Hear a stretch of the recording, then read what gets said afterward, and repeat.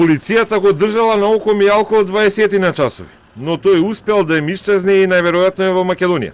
Смета Оливер Спасовски, кој се обрати на јавноста по новото спектакуларно криење на висок државен функционер пред правдата. Час подоцна, Мијалков се појави сам во обвинителството, тврдејќи дека бил во самоизолација од корона, која веќе ја прележа во ноември.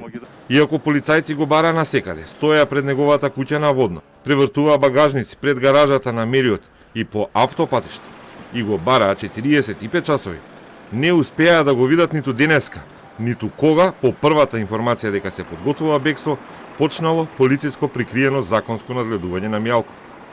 Го имале во вид, но го снемало кога му бил определен притвор. Денеска Спасовски спомна и нова информација дека обвинител уште во петокот му кажал на некој министер дека постои ризик за бегство на Мијалков.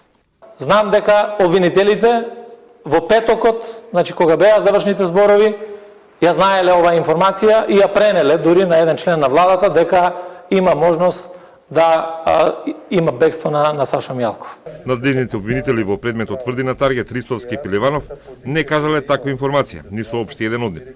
А Спасовски не објасни кој министер и кој обвинител уште во петокот имале информација за евентуално бегство на Мијалков, кој на крај се оствари, иако бегалецот се правда дека не ги слушнал вестите поради висока температура. Сега останува прашањето за одговорност. Одговорот на Спасовски е дека прво треба да се утврди да се расветли бегството, а дури после тоа да се зборува за таа тема. Своја евентуална оставка како министер ја спореди со победа на криминалот.